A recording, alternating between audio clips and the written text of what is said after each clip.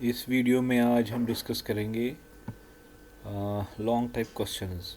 तो ऑलरेडी हमने डिस्कस किए वेरी शॉर्ट टाइप, उसके बाद शॉर्ट टाइप, अब हम कर रहे हैं लॉन्ग टाइप क्वेश्चंस ना डिस्कस। तो पहला क्वेश्चन जो अक्सर बोर्ड के एग्ज़ाम में पूछा जाता है, DBMS क्या है और उसके फीचर्स बता दो। तो DBMS is the abbreviation database management system, जो ऑलरेडी हमने बहुत जगह डिस्कस किया हुआ है। तो ये एक ऐसा सॉफ्टवेयर होता है जो डाटाबेस को मैनेज करता है। ये ऐसा सॉफ्टवेयर बनाया गया है जो खाली किसके लिए रिस्पॉन्सिबल हुआ है, DBMS डाटाबेस मैनेजमेंट सिस्टम। तो ये ऐसा सॉफ्टवेयर है जो हमें डेटाबेस को मैनेजमेंट के लिए इस्तेमाल होता है, मतलब डेटाबेस को बनाना, डेटाबेस के अंदर डेटा डालना, डेटाबेस के अंदर यूज़र्स क्रिएट करना, डेटाबेस के अंदर प्रोग्रामिंग करना, या डेटाबेस के अंदर हम कोई चीज़ डिलीट करते हैं, ऐड करते हैं, रिमूव करते हैं, अपडेट करते हैं। ये सारी फीचर जो है ये हमें प्रोवाइड करता है DBMS डाटाबेस मैनेजमेंट सिस्टम। तो इसके अंदर हम कैसे करते हैं, इसके लिए प्रोग्रामिंग ऑलरेडी बनाई हुई है। जो DBMS प्रोग्रामिंग है उस प्रोग्रामिंग को हम बोलते हैं SQL स्ट्रक्चर्ड क्वेरी लैंग्वेज। तो SQL से ही DBMS के अंदर ये सारी चीज़ें हम कर पाते हैं। So language of the DBMS is an SQL language. So ये जो DBMS सॉफ्टवेयर है ये एक कंप्यूटराइज्ड डेटा कीपिंग सिस्टम है। इसके ज़रिए से हम क्या कर सकते हैं, हम डेटा स्टोर कर सकते हैं। Users of the system are given facilities to perform several kinds of operations. DBMS एक ऐसा सॉफ्टवेयर जो यूज़र को फैसिलिटेट करता है या फीचर्स प्रोवाइड करता है जिसके ज़रिए से वो मैनेजमेंट ऑफ डेटाबेस करता है, such as system for either manipulation of data in the database. For example हम क्या इसको समझेंगे कि ये जो मैनिपुलेशन ऑफ डेटाबेस के अंदर जो डेटा मैनिपुलेट होता है वो SQL के ज़रिए, मतलब DBMS के ही ज़रिए से होता है। Connolly and Begg define database management system, क्या वो डिफाइन करता है, software system that enables users to define, इसे डिफाइन होता है, क्रिएट होता है, मेंटेन होता है and access to the database. ये सारी चीज़ें जो है ये अवेल होते हैं उस यूज़र को, क्या, डेटाबेस को डिफाइन करना, डेटाबेस को क्रिएट करना, डेटाबेस के अंदर मेंटेन करना, डेटाबेस के मैनिपुलेशंस करना। ये सब के सब चीज़ें जो हमें प्रोवाइड करता है a software, that's called the DBMS. So it is a definition of Connolly and Beck. Database management system is a system software for creating and managing database. ये ऐसा सिस्टम सॉफ्टवेयर है जो खाली किसके लिए इस्तेमाल होता है, डेटाबेस के लिए, और ये कोई काम डेटाबेस के बगैर नहीं करता है। DBMS makes it possible for end users to create, जो यूज़र्स होते हैं DBMS सॉफ्टवेयर को इस्तेमाल करने वाले होते हैं, वो क्या कर सकते हैं, इसमें क्रिएशन होती है, प्रोटेक्ट कर सकता है, रीड यहाँ से डेटा होता है, अपडेशन होती है, या delete of data in a database. ये कुछ काम जो हमने डिफाइन किए हैं DBMS सॉफ्टवेयर एक यूज़र को देता है जो इस DBMS को इस्तेमाल करता है। The most prevalent type of database management platform, the DBMS essentially serves as an interface between database and users. अगर कोई डेटाबेस है हमारे पास, डेटाबेस को पहले भी हमने बताया कि डेटाबेस की एक सिंपल डेफिनेशन, उसके अंदर एक टेबल होता है, और टेबल कौन इस्तेमाल करता है, यूज़र्स या कोई सॉफ्टवेयर उसको इस्तेमाल करता है।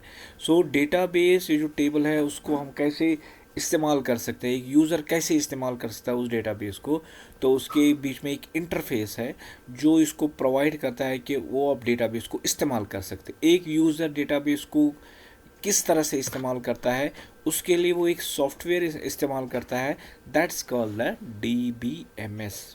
ठीक है, ensuring that data is consistently organized and remains easily accessible। तो इसकी ही वजह से, किसकी वजह से, DBMS सॉफ्टवेयर की ही वजह से ये सारी फैसिलिटीज़ या फैसिलिटेशन होती है किसको, एक यूज़र को जो इसको इस्तेमाल करता है। और DBMS से क्या हो, हमारे पास हो जाता है एक डेटा आ जाता है एक जगह, फिर सारे यूज़र्स उसको इस्तेमाल कर सकते हैं। So it gives the centralised position to the database, जिसको आप टेबल बता सकते हैं या रिलेशन भी बता सकते हैं। और उसके बाद अगर हमारे पास डेटाबेस है तो बहुत सारे यूज़र्स उसको इस्तेमाल कर सकते हैं, ठीक है। तो DBMS can limit what data and user see and how they view the data. DBMS में ऐसा भी कंट्रोल है कि जैसे फॉर एग्जांपल 10-20 यूज़र्स है हमारे पास है, तो किस यूज़र को कौन सा डेटा मिलना चाहिए, बाकी यूज़र्स को वो दिखना नहीं चाहिए, ठीक है। सो आईसी हाइडिंग, आईसी प्रोटेक्शन, ये सारा का सारा कौन अवेल करता है, DBMS। So providing many views of the single database schema. जैसे किसी को हमारे पास फॉर एग्जाम्पल 10 कॉलम्स हैं, roll number, name, address, parentage, mobile data, email address, बहुत सारे कॉलम्स हमारे पास है। तो अगर हम इसमें DBMS में आप क्या कर सकते हैं, कुछ यूज़रों को कुछ ही कॉलम्स आप डिस्प्ले करा सकते हो और बाकी यूज़रों को पर्टिकुलर नीड के हिसाब से हम उसको अवेल कर सकते हैं वो डेटाबेस को व्यू करने के लिए या इस्तेमाल करने के लिए। जैसे एक एग्जांपल मैं आपको समझा, जैसे एक बैंक है, बैंक में काउंटर में बैठे होते हैं वो यूज़र्स, जैसे एक सेविंग अकाउंट के साथ डील करता है, कोई करंट अकाउंट के साथ डील करता है और कोई लोन अकाउंट के साथ सॉफ्टवेयर को, डेटाबेस को इस्तेमाल करता है। सो 3 यूज़र्स है, एक टाइप ऑफ डेटाबेस है, तो उनको अलग अलग डेटा मिल जाता है। कोई सेविंग का डेटा मिल जाता है, किसी को करंट अकाउंट का डेटा मिल जाता है, तो वो उसको अवेल करवाता है यूज़र उसके। तो हमें अलग अलग जाना पड़ता है। तो पहले यूज़र देखता है कि मुझे किस टाइप का, जो कस्टमर बैंक में आता है उसको पूछा जाता है किस टाइप का अकाउंट है, तो सेविंग, तो वो सेविंग काउंटर में चला जाता है। किसी का अकाउंट होता है ना करंट अकाउंट, बिजनेस अकाउंट, तो अकॉर्डिंगली अलग अलग विंडो ओपन होती है, अलग अलग इस मेन डेटाबेस को अलग अलग यूजर्स अलग अलग तरीके से ही इस्तेमाल करते हैं।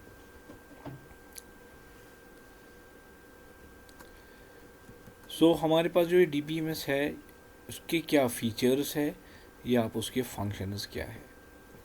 डेटा डिक्शनरी मैनेजमेंट, इसके साथ जितने भी रिजर्व वर्ड्स है, जितने भी डिक्शनरी का इस्तेमाल होता है वो सब के सब वहाँ पर अवेलेबल है। जैसे हमारे पास ये सारे अवेलेबल, हम कैसे इस्तेमाल करते हैं फिर SQL कमांड से। जैसे कैरेक्टरों के लिए भी हमारे पास लाइब्रेरी है, न्यूमेरिक नंबर्स के लिए भी अलग से फंक्शंस बनाए गए हैं, सब के सब लाइब्रेरी अवेलेबल है, that's in the form of dictionary. Security management है, जैसे यूज़र का पासवर्ड, यूज़र नेम, ऑथेंटिकेशन, वो सारी चीज़ें इसमें अवेलेबल है। डेटा स्टोरेज, आपका जो टेबल है, आपका जो डेटा है उसको DBMS स्टोर करके देता है। मल्टी यूज़र एक्सेस कंट्रोल, बहुत सारे यूज़र्स आप इसको इस्तेमाल कर सकते हैं, ठीक है, वो टाइम मैनेजमेंट के हिसाब से। अगर बैकअप एंड रिकवरी, आप इस सिस्टम में क्या, अगर आपने डेटा इसके अंदर स्टोर कर दिया, आप इसका बैकअप भी उठा सकते हो। शाम को काम किया, जैसे बैंक में क्या होता है दिन भर का काम, तो शाम को सब डेटाबेस का बैकअप उठाया जाता है। या अगर कभी हमारी डेटाबेस सिस्टम चलाते चलाते कोई करप्ट हो गई या ख़राब होती है तो उसको रिकवरी का भी इसमें इंतज़ाम है DBMS में। Data integrity management and database communication, so integrity is also available. जैसे हमने देखा बहुत सारी इंटीग्रिटीज टाइप पढ़े हम, जैसे प्राइमरी की है, फॉरेन की है, नॉट नल है, चेक है, वो सारी चीज़ें जो इंटीग्रिटी टाइप्स हमने पढ़े वो सब के सब फीचर्स वहाँ पर अवेलेबल है। और कम्युनिकेशन, आप अपनी डेटाबेस को किसी भी बाहर वाले सॉफ्टवेयर के साथ इंटरेक्ट या कम्युनिकेट करवा सकते हो। So this are the some basic और इम्पॉर्टेंट फीचर्स और functions of the database management system. और ये जब डाटाबेस है ये सब का सब जो काम करता है अंदर, इसके लिए एक लैंग्वेज इस्तेमाल होती है या लैंग्वेज एग्जीक्यूट होती है, and that language is called the SQL, structured query language. It is a language of data basis. So database management या RDBMS आपके पास है, इनके पीछे जो बैकग्राउंड का सॉफ्टवेयर काम करता है वो ये लैंग्वेज काम करती है, दैट्स कॉल्ड द SQL। तो क्वेश्चन आता है SQL क्या है, इसके टाइप्स, या एक बार ये आया था एक जगह टाइप्स या दूसरी जगह आया था कैटेगरीज, बता दो क्या है। तो ये सेम क्वेश्चन है, तो जैसे अगर टाइप्स आ जाए तो आप लिखेंगे, या कैटेगरीज आ जाए आप अकॉर्डिंगली इस जो आंसर इसमें लिखा है अकॉर्डिंगली आप लिखेंगे। तो structured query language refers to a standard programming language utilise to extract, इसका मेन काम क्या, एक्सट्रैक्ट कहाँ से एक्सट्रैक्ट करेगा, डेटाबेस से, उसके अंदर ऑर्गेनाइज करेगा, डेटा को ऑर्गेनाइज रहेगा, कैसे किस फॉर्म में ऑर्गेनाइज कर, in the form of rose and columns, क्योंकि मैंने बताया कि डेटाबेस के अंदर जो डेटा या रिलेशन या टेबल वो टैबलेटेड फॉर्म में होता है, रोज एंड कॉलम फॉर्मेट में होता है। उन सब के जो सार चार उसकी मैनेजमेंट या उसका मैनिपुलेशन ऑफ डेटा, अपडेशन आपको करना होगा, डिलीशन करना होगा, वो सारे के सारे फीचर्स आपको एसक्यूएल के ही ज़रिए से होता है। SQL is thereby referred to as a database language. Database का जो लैंग्वेज है, what is that? That is the SQL. SQL किसकी लैंग्वेज है? डेटाबेस की। That can execute activities on database. Database के अंदर क्या है, हमें एक्टिविटीज़ करनी पड़ती है, उसको क्रिएट करना, उसके अंदर अपडेट करना, उसके अंदर मॉडिफिकेशन करना, उसके अंदर सॉर्टिंग करना, उसके अंदर डिलीशन करना है, ठीक है, arrangement of data, all this is done by using the a language called the SQL। सो जो डेटाबेस के अंदर जो आप डेटा जो अवेलेबल हो आपके पास होता है, that's always in the form of tables. Database को के अंदर बोलो या टेबल बोलो, एक ही बात है। So that's remains in the form of rose and columns. SQL plays a crucial role in retrieving relevant data from the database। एक इम्पॉर्टेंट होता है कि ये जो डेटाबेस के अंदर हमारे पास डेटा है वो क्विकली एक्सेसिबल हो, ठीक है, तो उसके लिए भी हमारे पास ये मदद कर, which can be later be use by various platform. या इसके अंदर डेटा जो होता है डेटाबेस के अंदर, ये हमें किसी भी प्लेटफॉर्म के साथ इस्तेमाल होना चाहिए।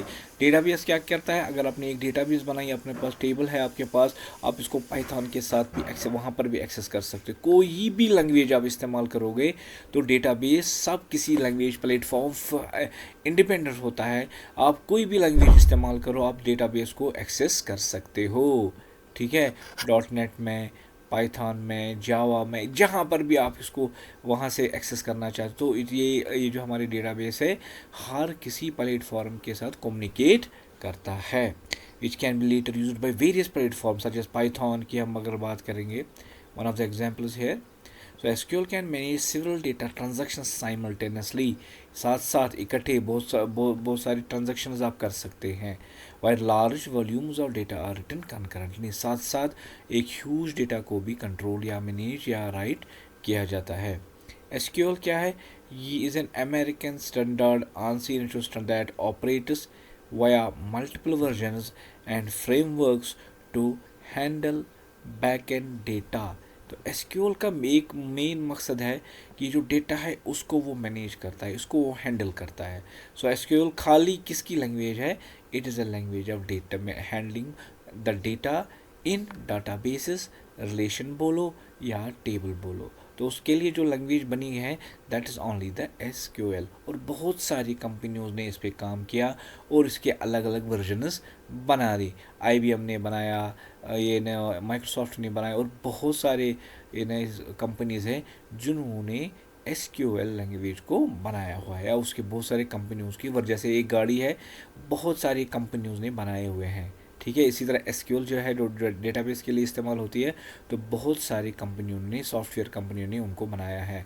हियर वी हैव एग्जाम, जैसे माइक्रोसॉफ्ट SQL या MySQL है या SQL सर्वर है, ये भी सेम, या ओरेकल है जो अब यूजुअली अपनी लैब में भी इस्तेमाल किया होगा, ये भी एक कंपनी है जिन्होंने SQL का वर्जन बनाया। या PostgreSQL है, और बहुत सारे अवेलेबल है वर्जनस है SQL के। अब जो SQL लैंग्वेज है उसको अलग अलग हिस्से किए गए हैं, अलग अलग ग्रुप्स बनाए गए हैं। तो पहला ग्रुप जिसका नाम है DDL, डेटा डेफिनेशन लैंग्वेज, ये ऐसे SQL कमांड्स है जो स्ट्रक्चर या स्कीमा के लिए इस्तेमाल होते हैं। इसके बाद DQL, डेटा क्वेरी लैंग्वेज, जो हमेशा डेटाबेस या टेबल के अंदर जो डेटा होता है वो ये DQL की कमांड, जो SQL की कमांड है, वो हमेशा डेटा डिस्प्ले करती है या रिट्रीव करती है फ्रॉम द टेबल और the database. Third type of category है DML, डेटा मैनिपुलेशन लैंग्वेज, जो अब डेटा के साथ कनेक्टेड है, डेटा को इंसर्ट करना, डेटा को अपडेट करना, डेटा को मॉडिफाई करना, ये सारे जो SQL कमांड्स है वो किस कैटेगरी में आते हैं, DML, ठीक है। उसके बाद है TCL, TCL को हम क्या कहते हैं, ट्रांजैक्शन कंट्रोल लैंग्वेज। इससे पहले मैंने आपको बताया था ट्रांजैक्शन क्या होता है, कोई चीज़ डेटाबेस पे अप्लाई करना। जैसे हमने डेटाबेस के अंदर एक रिकॉर्ड इंसर्ट किया तो इसको बोलते हैं ट्रांजैक्शन, उसको सेव करना, ठीक है, या रोल बैक करना। तो ये सारी अनदर कैटेगरी जो हमारे पास कमांड है SQL की, जिसको कैटेगराइज किया है किस ग्रुप में, TCL, it is transaction control language. तो वन बाय वन पढ़ते हैं। तो पहला ग्रुप में जो है, जो डेटा डेफिनेशन लैंग्वेज है DDL, ये हमेशा डेटाबेस की स्ट्रक्चर या स्कीमा के रिलेटेड कमांड्स है SQL के। तो इसमें कौन कौन से कमांड्स आते हैं, क्रिएट आता है, ड्रॉप आता है, ऑल्टर आता है, ट्रंकेट आता है, या रनेम कमांड्स है। ये सब के सब जो कमांड्स है एक छोटा सा ग्रुप है जो एक्चुअली कैटेगराइज किया गया है in a group that's called data definition language, जो हमेशा ये सारी कमांड्स डेटाबेस के स्कीमा के साथ रिलेटेड है या उसके स्ट्रक्चर के साथ रिलेटेड है। अगर आपको कोई टेबल क्रिएट करना होगा, पहली बार बनाना होगा, तो नया एक टेबल बनाना होगा, तो उसके लिए कमांड है create. So create command is used for creating the database, या इसके कोई ऑब्जेक्ट लाइक टेबल आपको बनाना है तो उसके लिए क्रिएट कमांड आपको इस्तेमाल करनी है। या अगर आपने एक टेबल बनाया हुआ है, आप चाहते हो उसको पूरा का पूरा डेटा और स्ट्रक्चर के समेत उसको डिलीट करना चाहते हैं, रिमूव करना चाहते हैं, तो कमांड इज़ अ ड्रॉप।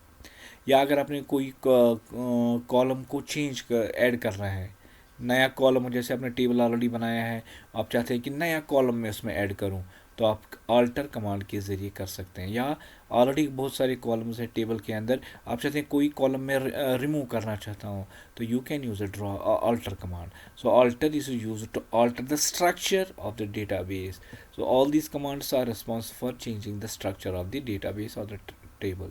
या क्या होता है, कभी हमारा डेटा इसके अंदर होता है टेबल के अंदर, तो हम चाहते हैं कि स्ट्रक्चर उस वही स्ट्रक्चर वैसा कि वैसा रहे, खाली डेटा को रिमूव करे, सारा डेटा एट अ टाइम, सारा डेटा, तो स्ट्रक्चर वही रहता है और डेटा हम उसको रिमूव कर सकते। लेकिन ड्रॉप में क्या होता है, उसका स्ट्रक्चर भी ख़त्म हो जाता है और डेटा भी ख़त्म हो जाता है। लेकिन ट्रंकेट में खाली डेटा रिमूव होता है, उसका स्ट्रक्चर ख़त्म नहीं होता है। सो क्वेश्चन भी पूछे जाए, इससे पहले भी मैंने आपको डिस्कस किया short type, very short type में, कि ड्रॉप और ट्रंकेट में क्या डिफरेंस है। या अगर आपने एक टेबल बनाया है, आप उसको नया नाम दे सकते हैं। नया नाम चेंज करने के लिए आपके पास DDL की कमांड है, that's called the name. So ये तो हो गया, ये जो कमांड्स है these are all responsible for the changing the और modifying the structure of the database or the table. Now second category of the SQL commands are the DQL, another category, that's query. Query means a question. So whatever you want to, अगर जिस type की query आप question करोगे database से retrieve करने के लिए, display करने के लिए, तो उस टाइप ऑफ कैटेगरी की कमांड जो SQL में है उसको हम बोलते हैं डेटा क्वायरी लैंग्वेज। सो इसके लिए एक कमांड SQL की इस्तेमाल होती है, that is the select command. तो select command is actually the query command. So DQL statements are used for performing queries और questions on the data within database. जैसे फॉर एग्जांपल मैं चाहता हूँ कि टेबल के अंदर मुझे वो रिकॉर्ड्स डिस्प्ले होने चाहिए जिसका डेटा बर्थ कुछ इस तरह है फॉर एग्जांपल, तो उसी तरह का डेटा डिस्प्ले होता है जो मैं क्वेश्चन करूँ या क्वेरी में डाल दूँ, या जिसका फॉर एग्जांपल मुझे वो रोल नंबर चाहिए जो रोल नंबर 100 से ज़्यादा है। सो आई एम क्वेश्चनिंग और quarrying the database using the select command. तो सिलेक्ट कमांड से आप कोई भी डेटा रिट्रीव कर सकते हो डेटाबेस से on the basis of particular selection. So that's called the data query language. Third category जो है वो that's called manipulation language, data manipulation language. इसमें आप डेटा को मैनिपुलेट कर सकते हैं। क्या, एक टेबल आपके पास है, नया रिकॉर्ड, आप उसको पूरा का पूरा रिकॉर्ड आप ऐड कर सकते हो, इंसर्ट कर सकते हो। उसके बाद कहीं डेटा है, डेटा टेबल के अंदर आप उसको अपडेट कर सकते हो, या डेटा आप उसको डिलीट कर सकते हो। तो जैसे आपको क्वेश्चन आया था कि ट्रंकेट और डिलीट में क्या डिफरेंस है। ट्रंकेट क्या करता है, वो पूरा डेटा ख़त्म कर देता है, उसमें हम कंडीशन बेस्ड डेटा को नहीं रिमूव कर सकते हैं। तो यहाँ पर जो डिलीट कमांड है हमारे पास, ये डिलीट कमांड क्या करती है, ये on the base of condition 2-3 records भी डिलीट करते हैं, या मतलब एक रिकॉर्ड भी डिलीट कर सकते हैं, या सारे के सारे डिलीट भी। इसमें तमाम ऑप्शंस है, एक रिकॉर्ड करो on the base of condition, या एक से ज़्यादा रिकॉर्ड्स आप रिमूव करना चाहते हैं on the base of particular condition. So ये जो डिलीट है that works on the condition basis. लेकिन ये जो ट्रंकेट होती है उसमें कोई कंडीशन नहीं होती, जो डेटा है वो फुल खाली डेटाबेस को करता है। So this is another category that's called the DML, data manipulation language. Another category जो हम इसमें पढ़ेंगे that's transaction control language. तो यूजुअली हमने डेटा टेबल के अंदर डाला, तो उसके बाद क्या चाहते हैं कि हम इसको सेव करें, या जो एंट्रीज हमने डेटाबेस के अंदर डाली वो अनडू करनी है, नहीं करनी थी, वापस लानी है। So these are the commands that's responsible for that purpose, that's called the TCL, transaction control language. So transactions group a set of tasks into a single execution unit. एक बार आप जो भी टास्क करोगे टेबल के साथ, database के साथ, उसको हम बोलते हैं transaction. Each transaction begins with specific task and ends with all tasks in a group successfully complete. ठीक है, तो इस ट्रांजैक्शन में एक टास्क हो सकती है या एक से ज़्यादा भी टास्क्स हो सकते हैं। If any of the task fail, अगर कोई टास्क फेल होगी, जैसे फॉर एग्जांपल आपको डिलीट करना था, बीच में भी करप्ट डेटाबेस हो गई तो वो डिलीट नहीं हो पाया, तो उसकी जो सारी में ये रिजर्वेशन है, वो सारी जो कम्प्लिकेशन जो होती है वो सब के सब मेंटेन की जाती है। The transaction fails, therefore a transaction has only 2 results, success या फेलियर। तो अगर हमने ट्रांजेक्शन की या तो वो हो जाएगी, ठीक है, वो कमिट हो जाएगी, या तो वो फेल हो जाएगी, अभी करप्ट हो गई या कभी ऐसा हो गया नहीं हो गया। तो ऐसी सिचुएशन में हम ट्रांजैक्शन को बोलते हैं, इसके 2 ही स्टेटस है, या तो कोई ट्रांजैक्शन जो डेटाबेस पे अप्लाई होती है या तो वो सक्सेसफुली होती है या तो फेलियर हो जाती है या फेल हो जाती है। तो इस वजह से हमारे पास जो कमांड्स जो ट्रांजैक्शन रिलेटेड है हमारे पास, one is a comment, comment से हो गया, एक ट्रांजैक्शन सक्सेसफुली हो गई, दैट्स कॉल्ड कमेंट से ट्रांजैक्शन, कमांड उसके लिए कमेंट है। फिर जो आपने ट्रांजैक्शन की उसको आप सेव कर सकते हैं, जैसे आपने नया रिकॉर्ड डाला वो सक्सेसफुली हो गया एंटर टेबल के अंदर, फिर आप उस टेबल की जो एंट्री है उसको सेव कर सकते हैं। कौन सी कमांड एसक्यूएल की आप इस्तेमाल कर सकते हैं, कमिट। उसके बाद रोल बैक है, जैसे फॉर एग्जांपल आपने डिलीट किया, नहीं करना था डिलीट, आप वो चाहते हैं कि वो ट्रांजैक्शन अंडू हो जाए, तो उसके लिए रोल बैक है। ठीक है, सो अंडू, ठीक है, दैट्स कॉल्ड रोल बैक। या कमिट हो गया, परमानेंटली सेव टेबल या डेटाबेस के अंदर ट्रांजैक्शन हो जाती है।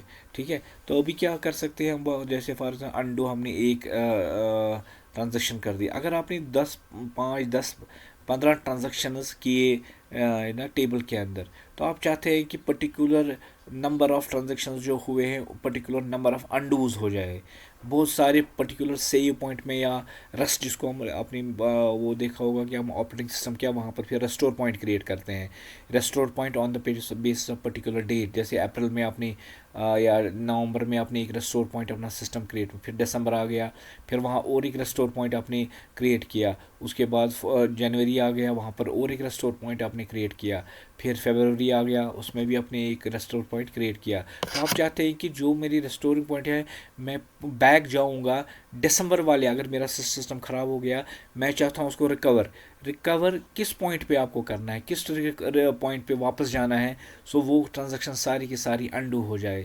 तो उसके लिए एक कमांड है that's called the save point, serves a save point within a transaction आप undo on the particular restore point आप वापस जा सकते हैं।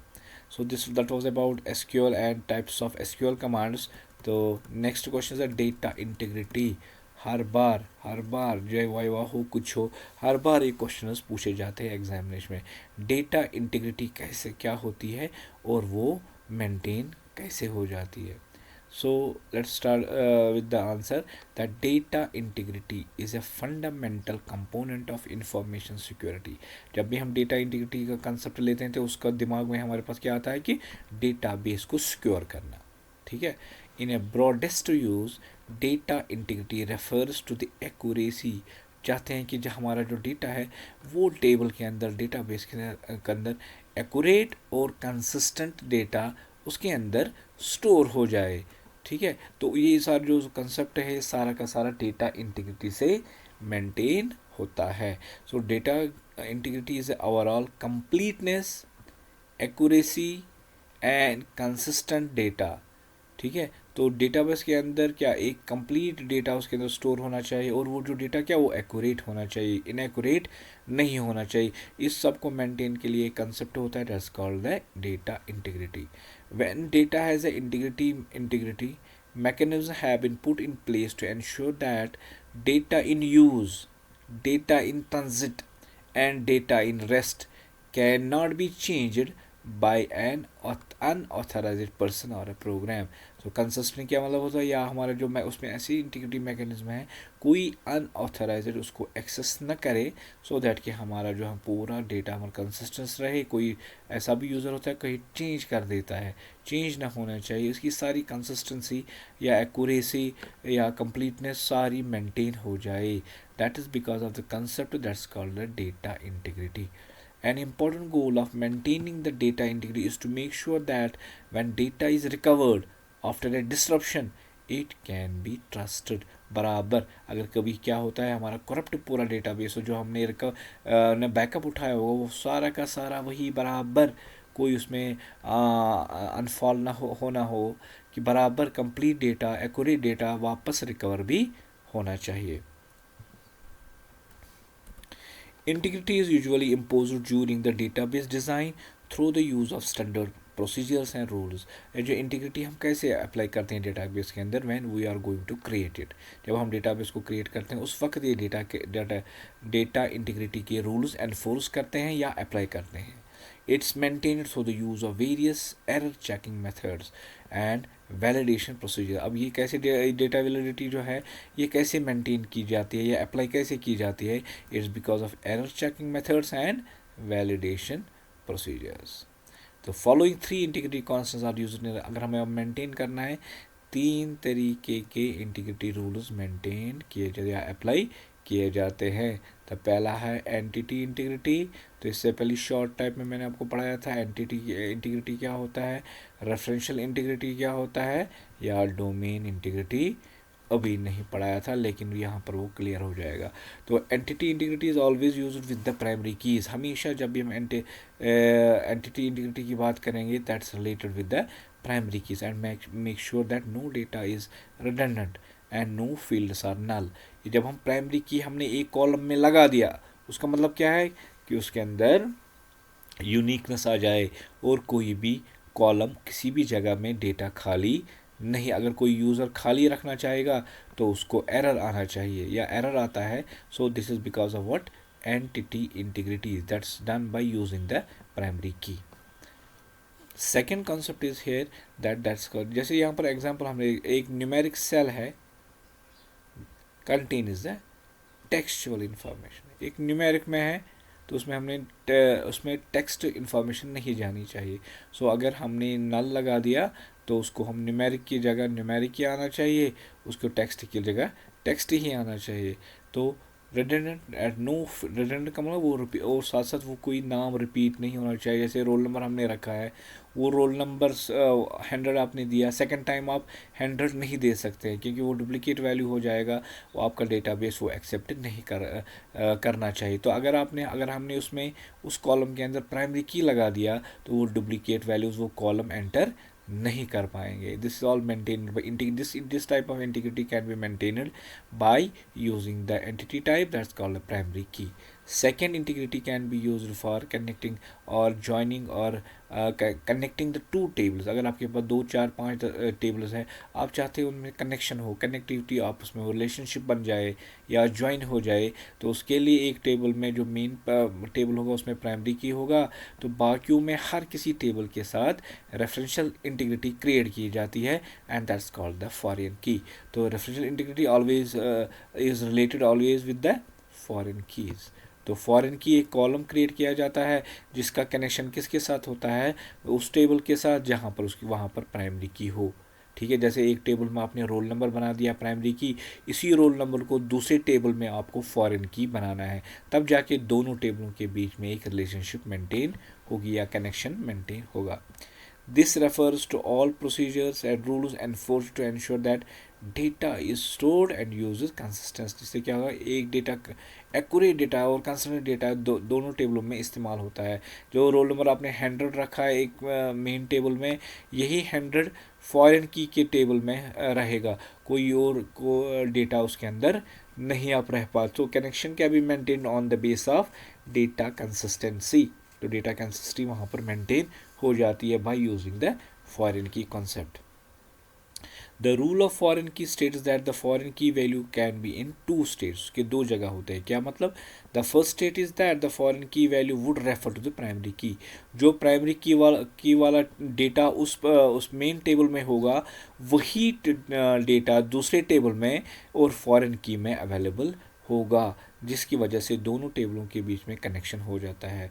Is the value of another table, तो जो प्राइमरी की में वैल्यू होगा वो दूसरे टेबल के अंदर फॉरेन की वैल्यू फॉरेन की कॉलम में अवेलेबल होगा। और इट कैन बी नल, या अगर नहीं है प्राइमरी की का वैल्यू अब दूसरी टेबल में नहीं है, तो उस टेबल में ये वो एज ए फॉरेन की के अंदर नल वैल्यू इंसर्ट हो सकता है। मैंने आपको बताया प्राइमरी की में आप खाली नहीं रख सकते हैं, लेकिन जो फॉरेन की वाला कॉलम दूसरे टेबल में होगा उसमें आप खाली वैल्यू भी रख सकते हैं, या फॉरेन की में डुप्लीकेट वैल्यूज़ भी एंटर होते हैं। This is what is the difference, main difference between the foreign की एंड द यानी प्राइमरी की में डुप्लीकेट वैल्यूज़ एंटर नहीं होते हैं, लेकिन फॉरेन की में डुप्लीकेट वैल्यूज़ एंटर होते हैं।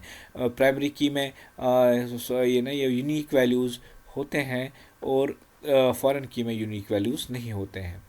तो अनदर टाइप वो कैसे, ये जो है वो प्राइमरी की, उसके अंदर नल वैल्यू मतलब उसके अंदर आप कोई खाली वैल्यू नहीं रख सकते हैं, you can not insert the blank value there, whereas in foreign key you can enter और you can have a blank values or empty cells as well. So these are the major basic two relationship मतलब differences between primary key and the foreign key. Being null could simply mean that there are no relationships. अगर किसी cell में किसी जगह data में आपको foreign की वाले कॉलम में डेटा नहीं है, या वो उसका मतलब है वो डेटा प्राइमरी की टेबल के साथ उसके अंदर वो डेटा अवेलेबल नहीं है, तो connection is not that based on that empty value. So third type of जो इंटीग्रिटी मेंटेन होती है, ये तो हो गया दो टेबलों के बीच में इंटीग्रिटी मेंटेन करना। वो कैसे मेंटेन पॉसिबल है? One is the entity integrity, that means primary की एक टेबल में होनी चाहिए और दूसरे टेबल में रेफरेंशियल इंटीग्रिटी होनी चाहिए, दैट मीन्स दूसरे टेबल में फॉरेन की होनी चाहिए। सो ये हो गया table to table integrity maintenance. Third type of integrity जो आती है that's called domain. Domain means a range of values in a particular column. ये तो हो गया टेबल के अंदर दो, एक टेबल को दूसरे टेबल के साथ इंटीग्रिटी मेंटेन करना, प्राइमरी की एंड फॉरेन की। अब एक कॉलम के अंदर भी इंटीग्रिटी मेंटेन कर सकते हैं, that's called the domain integrity. Domain integrity series of rules and regulations और procedures to ensure that all the items pertain to a correct domain. What's the domain? आप इसको और कॉलम भी बता सकते हो, ठीक है, एक कॉलम में। For example if a user types at birth date of birth enter करता है इन एड्रेस फील्ड, जहाँ पर एड्रेस फील्ड होगा, the system will show an error. तो डेट ऑफ बर्थ जो होगा वो डेट ऑफ बर्थ कॉलम के ही एंटर में कर, न कि एड्रेस कॉलम में एंटर होगा। सो एक कॉलम की मेंटेनेंस, जैसे एक कॉलम में आपको न्यूमेरिक वैल्यू एंटर करना है, you can not enter there as a character value, या एक कॉलम में आपको DOB एंटर करना है, आप इस DOB को किसी और कॉलम में एंटर नहीं कर सकते। So that's called column integrity, and here that's defined by the domain integrity. Short type में भी एक जगह आया था, define the domain integrity. So domain integrity is related to what? Column और डोमेन रिलेटेड। एग्जाम्पल ये है कि अगर डेट ऑफ बर्थ है किसी कोई कॉलम, आप ये किसी और एड्रेस फील्ड में या किसी और ईमेल एड्रेस में नहीं एंटर कर सकते हैं। या ईमेल एड्रेस तो आपको पता है, अगर हमारे पास एक कॉलम है, ईमेल एड्रेस किसी और कॉलम में एंटर नहीं होना चाहिए, because email has a particular format, जैसे उसके अंदर डॉट देना होता है, @ देना पड़ता है। तो अगर आपने ईमेल फॉर्मेट एंटर किया एक कॉलम में, तो उस ईमेल फॉर्मेट के अंदर और कोई भी DOB या कोई और चीज़ आप एंटर नहीं कर सकते हैं। So this called maintenance of the integrity on the base of particular column. तो हमने देखा इंटीग्रिटी में आप क्या कर सकते हैं, कॉलम वाइज इंटीग्रिटी मेंटेन कर सकते हैं, टेबल वाइज इंटीग्रिटी आप मेंटेन कर सकते हैं, या टेबल टू टेबल आप इंटीग्रिटी मेंटेन कर सकते हैं। तो basically we have three types of integrity maintenance, one is called the in entity integrity, referential integrity and the domain integrity. Hope आपको इंशाल्लाह ये समझ में आया होगा। अस्सलामु अलैकुम।